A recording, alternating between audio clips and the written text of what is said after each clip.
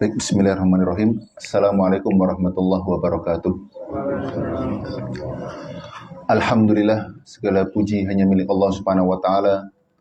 Kita senantiasa memuji Allah Subhanahu wa taala dan menghitung nikmat-nikmat yang Allah berikan kepada kita. Dan dengan menghitung nikmat tersebut, maka akan semakin sempurnalah keimanan seorang kepada Allah Subhanahu wa taala. Tentu nikmat yang paling besar yang Allah berikan kepada kita adalah nikmat iman. Kemudian Allah berikan kita taufik untuk berjalan di atas sunnahnya, di atas sebuah manhaj yang benar, manhaj as-salafi, manhaj ahlu sunnah wal jamaah. Sebuah manhaj yang mana manhaj tersebut adalah manhaj yang berjalan di atasnya manusia terbaik dan orang-orang yang dikatakan oleh Allah Subhanahu wa taala radhiyallahu anhum wa radu'an. Allah ridho terhadap mereka dan mereka ridho terhadap Allah Subhanahu wa taala. Kemudian salawat serta salam kita aturkan kepada teladan kita, manusia terbaik yang pernah hidup di muka bumi ini, Muhammad ibnu Abdullah sallallahu alaihi wasallam. Semoga salawat tersebut selalu tercurahkan kepada beliau, istri beliau, dan orang-orang yang senantiasa berjalan di atas sunnahnya sampai hari kiamat kelak. Hadirin Allah Subhanahu wa taala muliakan, kita telah sampai pada halaman yang ke-19.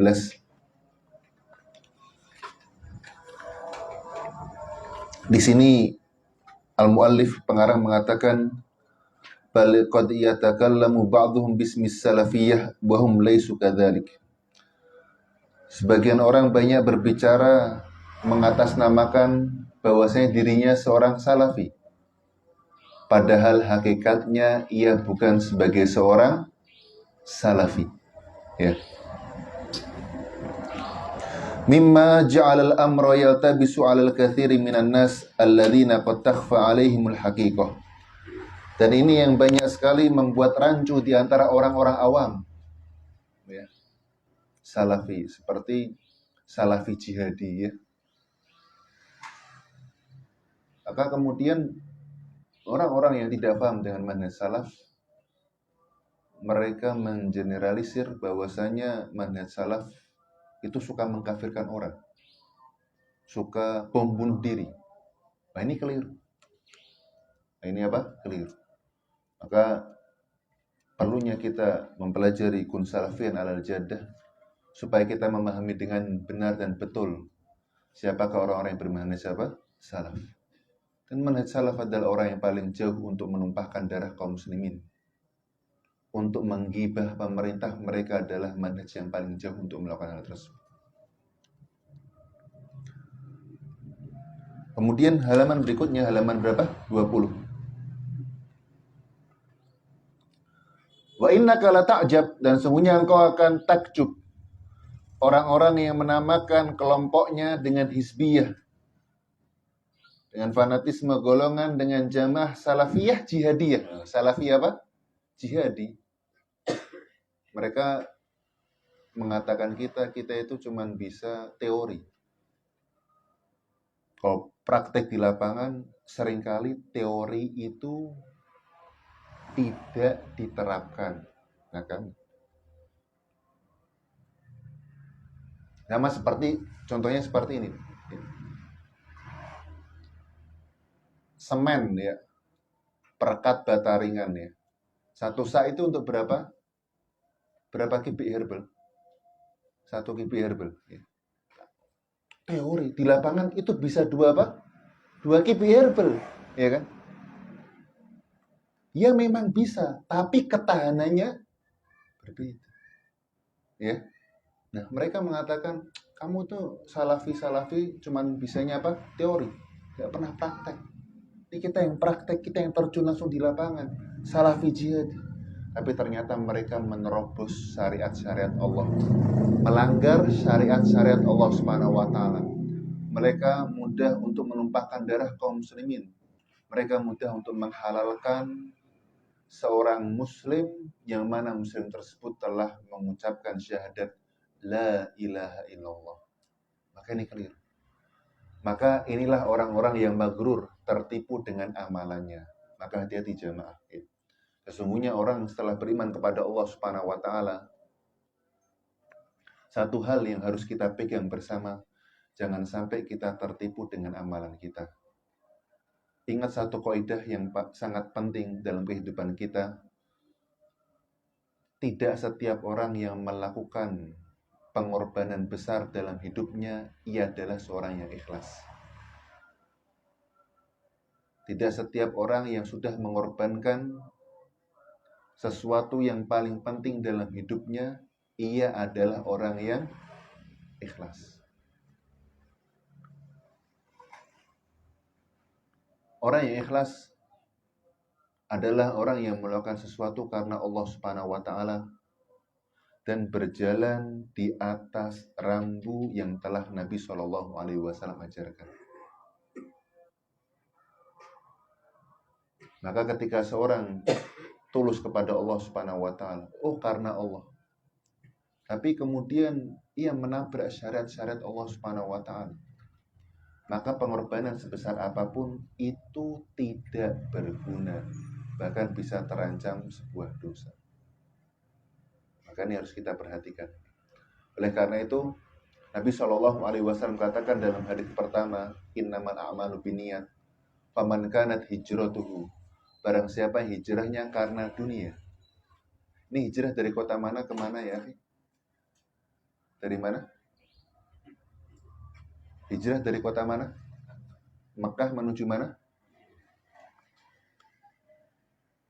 Mekah menuju apa? Antum tinggalnya di mana? Kendal. Oh, Ampel. Ampel. Antum mau pindah ke Semarang enggak? Enggak, enak sini. Enak sini. Ini mereka hijrah, ya akhi. Mekah itu tempat mereka mencari rezeki. Antum nyari rezekinya di mana? Semarang apa sini, akhi? Kendal ya. Mereka mengais rezeki di mana? Di Mekah. Rumah mereka di Mekah, keluarga mereka di Mekah, peternakan mereka di Mekah, circle mereka di Mekah. Namun kata Nabi Shallallahu alaihi wasallam, barang siapa hijrahnya karena dunia. Ada orang hijrah itu meninggalkan apa? Rumah, harta, keluarga. Hal-hal yang mereka cintai. Tapi sekali lagi Nabi Shallallahu alaihi wasallam mengatakan kepada kita, jangan tertipu dengan amalan besar. Betapa banyak orang yang melakukan amalan besar, ia tertipu, kemudian tidak ikhlas kepada Allah Subhanahu wa taala. Maka ini akan berefek-efeknya apa? Ia akan mudah untuk kembali kepada masa-masa jahiliyah. Masa-masa sebelum ia hijrah. Oleh karena itu Nabi Shallallahu alaihi wasallam juga berdoa. Maaf, ada suatu kejadian ya, ketika Sa'ad bin Abi Waqqas radhiyallahu taala anhu sakit di kota Mekah, waktu itu haji jamaah. Bersama Nabi Shallallahu alaihi wasallam haji wada, perpisah. Saat mengatakan, wahai Nabi, apakah aku akan ditinggalkan di kota Mekah? Artinya meninggal di kota apa? Mekah. Nabi SAW tidak tahu. Kalau engkau sembuh, balik ke Madinah. Kalau tidak, kamu meninggal di kota apa? Mekah. Kemudian kata Nabi apa? Wala taruddahum, ya Allah, janganlah balikkan mereka setelah mereka apa? Hijrah. Padahal kita tahu perjuangan mereka hijrah. Ya. Sudah mengorbankan keluarga, harta, dan yang lain. Tapi itu bukan jaminan. Maka kita bisa sampai pada detik ini untuk mengaji manhaj yang benar. Itu karena karunia Allah. Dan jangan sampai kita tertipu dengan apa yang telah kita amalkan. Amal soleh telah kita lakukan, lupakan. Belajar lagi dan belajar lagi. Terus seperti itu. Maka ini Nabi SAW khawatir kepada Sa'ad radhiyallahu ta'ala. Nah, satu pertanyaan yang menarik. Sa'ad radhiyallahu ta'ala berasal dari kota mana? Mekah. Kemudian hijrah ke kota apa? Kenapa tidak mau tinggal di kota Mekah lagi? Kenapa Sa'ad khawatir meninggal di kota Mekah? Anda mau meninggal di kota Mekah apa di Kendal? Hah? Beliau udah hijrah. Ini sebuah hal yang menarik. Ketika Sa'ad radhiyallahu ta'ala anhu khawatir meninggal di kota apa? Mekah. Padahal Mekah adalah tanah yang paling dicintai oleh Allah Subhanahu wa taala. Maka di sini ada sebuah kaidah ya yang dipahami bahwasanya orang yang ketika sudah hijrah dari satu kota ke kota yang lain, ya, maka tidak patut bagi dirinya untuk kembali ke kota apa? Asal. Ya. Kota apa? Kecuali dalam urusan-urusan yang diperlukan, beribadah ya, berobat ataupun yang lain, tapi untuk bermukim maka apa? Tidak.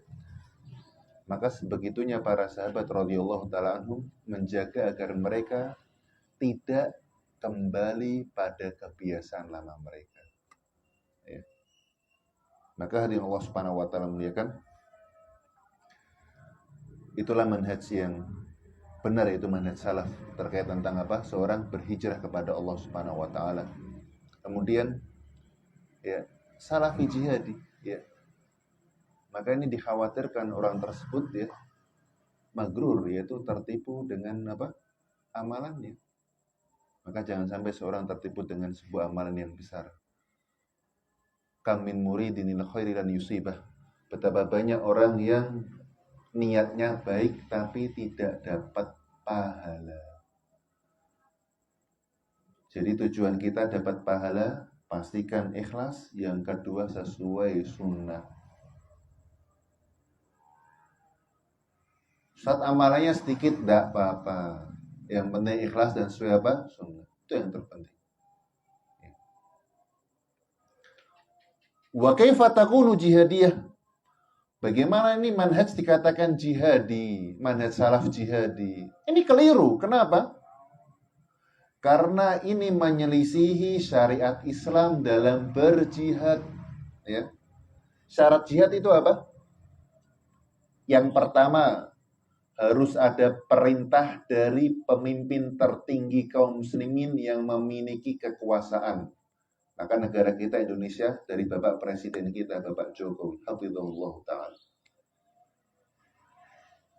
Maka tidak boleh orang berjihad secara fisik, iya kan? Atas dasar perintah siapa? Oh, ketua yayasan, ketua pengajian, atau ustadz atau kiai. Maka jihad harus dengan keputusan perintah atau pemimpin orang yang memiliki kekuasaan di daerah tersebut. Presiden kita. Idza stanfarul imamu fanfiru, apabila seorang imam yang memiliki kekuasaan meminta kalian untuk keluar untuk pergi berperang, maka kalian harus apa? Pergi keluar untuk berperang. Maka imam di sini adalah imam yang memiliki apa? Kekuasaan presiden. Ya. Kemudian syarat yang kedua, ya, ia harus memiliki akidah yang benar, ya. Akidah yang benar. Ya, jangan sampai orang jihad tapi masih memakai jimat. Maka dahulu pada zaman Nabi SAW, ya, ketika Nabi itu safar dan para sahabat itu baru masuk Islam, maka di atas leher kendaraan mereka itu ada jimat, ada seperti kalung buat hewan. Maka Nabi SAW suruh untuk melepas. Kemudian Nabi SAW mencopot apa? Jimat tersebut. Jadi ini bukan sekedar semangat aja. Oh, tidak apa-apa, kumpul semua. Semua akidah, semua keyakinan kumpul, kemudian jadi keliru. Harus di atas sebuah akidah yang benar. Tauhid kepada Allah Subhanahu wa taala. Ya. Tauhid kepada Allah Subhanahu wa taala. Maka jangan sampai kita terpedaya dengan sebuah nama, ya, nama Islami, ya. Maka harus diteliti ke dalamnya seperti apa, pemikirannya seperti apa, prakteknya seperti apa. Ini harus kita pahami betul-betul. Ya. Maka di sini pengarang mengatakan wa innal ibrata bil haqaiq, maka sesungguhnya parameter kebaikan, parameter manhaj salaf itu dengan pengamalan praktek nyata apa yang dilakukan. La bil alfati wal musammayat, bukan hanya dengan julukan-julukan dan nama. Wa yajibul amalu ala tasfiyatil islami ma ulsiqa bih, maka seorang harus mengamalkan apa yang sudah ia fahami. Jadi dalam manhaj Ahlussunnah wal Jamaah, manhaj salafi, seseorang itu harus apa? Beramal. Tidak boleh ia hanya mengandalkan niat saja, tapi ia harus mengamalkan apa yang sudah ia pelajari. Wa yajibul amalu ala tasfiyatil Islam, ya, maka harus mengamalkan untuk berusaha membersihkan Islam dari hal-hal yang tidak diperkenankan dan mendidik seorang muslim di atas sebuah Islam yang benar yang terambil dari kitab Allah dan sunnah Rasulnya. Wifqa fahmi salafil ummah, sesuai dengan pemahaman salaful ummah. Siapa itu salaf? Salaf itu siapa aja? Siapa aja? Hah? Sahabat, tabi'in, dan tabi'ut tabi'in. Kemudian berikutnya adalah para imam-imam yang memiliki pemahaman seperti mereka. Maka kita ikuti mereka.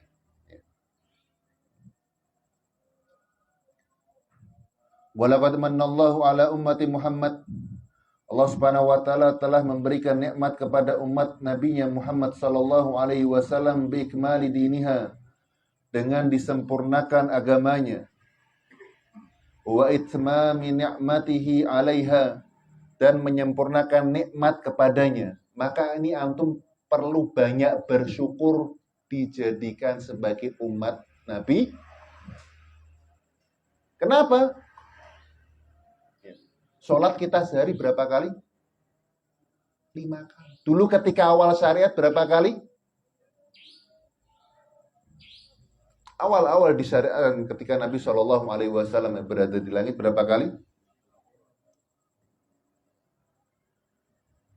Turun-turun sampai berapa?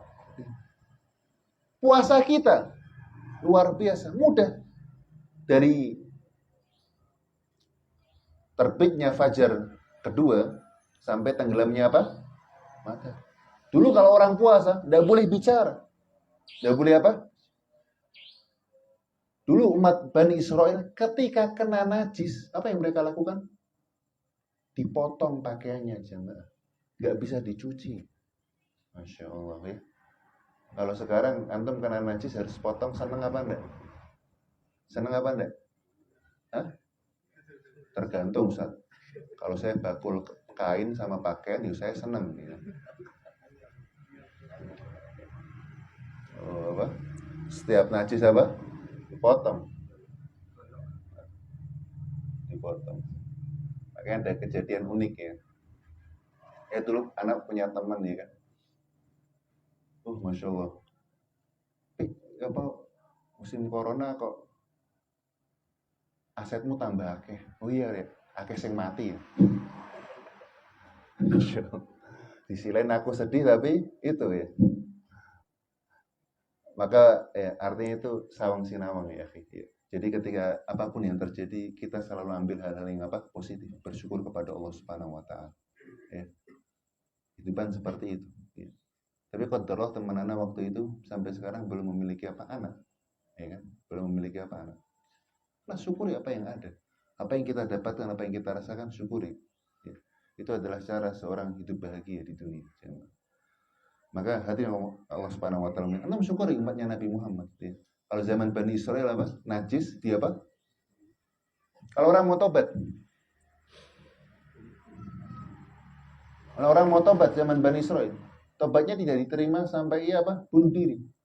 Kata Allah, faqtulu anfusakum, bunuhlah diri kalian, dzalikum khairul lakum inda bariikum. Itulah yang lebih baik di sisi Allah Subhanahu wa taala. Maka Allah Subhanahu wa taala akan terima taubat kalian. Subhanallah ya. Kalau pelaku dosa besar ya tobatnya apa? Umatnya Nabi Muhammad pelaku dosa besar, hak Allah Subhanahu wa ta'ala tobat sekali sudah. Melakukan dosa sama saudari, kembalikan haknya, selesai. Maka kata Allah, wa itmami ni'matihi 'alaiha.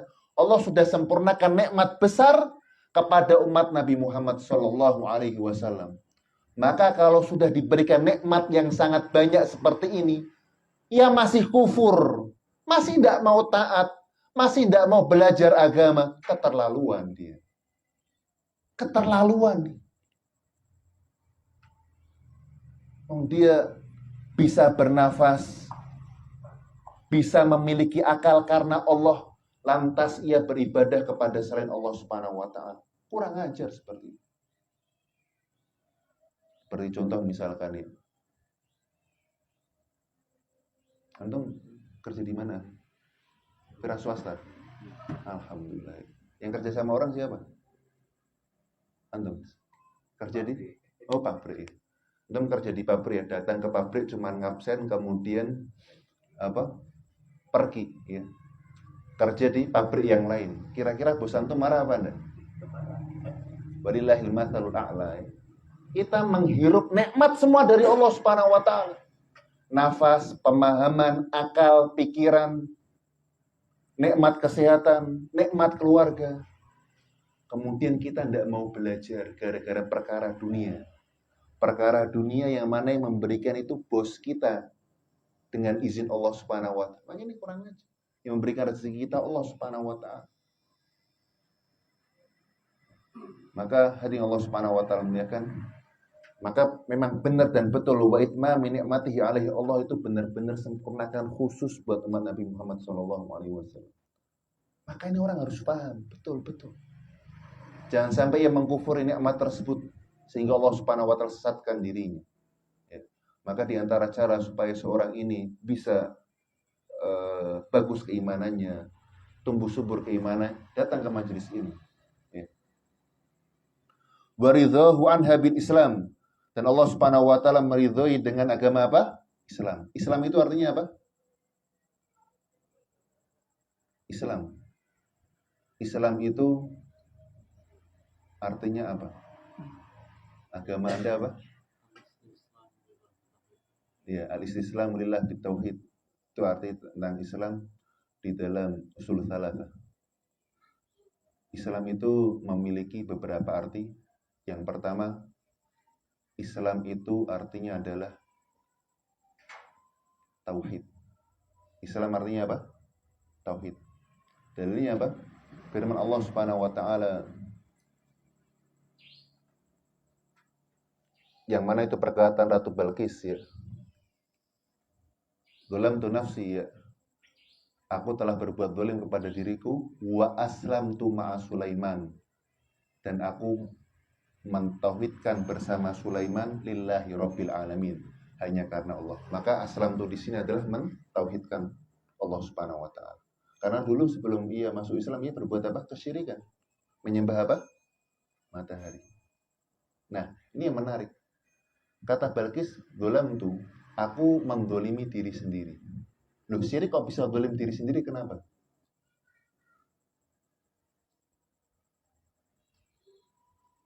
Maka perlu digarisbawahi jemaah. Ini penting, perlu kita garisbawahi. Setiap dosa dan kemaksiatan itu hakikatnya adalah penganiayaan terhadap diri sendiri. Karena apa? Ia pasti akan mendapatkan hukuman, baik di dunia ataupun di akhirat, ketika ia tidak bertobat kepada Allah Subhanahu wa ta'ala. Dosa syirik itu harus tobat apa tidak? Harus. Penganiayaan pada diri sendiri. Maka segala bentuk kesyirikan itu penganiayaan terhadap diri sendiri. Dan segala bentuk dosa. Tapi bedanya kalau syirik dia harus apa? Bertobat kepada Allah Subhanahu wa ta'ala. Maka jangan senang orang suka usil sama orang lain, suka usil sama tetangga, kemudian dia merasa besar. Oh, ini tetangga saya tidak bisa ngapa-ngapain, tidak punya jabatan, tidak punya harta. Jangan senang. Kenapa? Kalau ia tidak mengambil haknya di dunia, ia akan mengambil haknya di akhirat, dan itu lebih fatal akibatnya. Oleh karena itu Nabi SAW katakan apa? Falyatahallalhu minhul yaum, hendaklah ia meminta kehalalan saudaranya sebelum tidak bermanfaat harta dinar ataupun dirham. Orang kalau di dunia yang paling ia banggakan apa? Duitnya apa bukan? Duitnya. Loh, oh gampang nanti tak bayar, oh gampang nanti tak bayar. Ya kan? Nggak apa-apa berbuat apa? Ada orang minum, oh nggak apa-apa. Saya sudah dapat fasilitas kesehatan ini. Tapi ingat di hari kiamat tidak bermanfaat itu semua, ya, tidak bermanfaat apa itu semua. Maka Islam yang pertama artinya apa? Tauhid. Yang kedua, Islam yang kedua adalah agama Islam.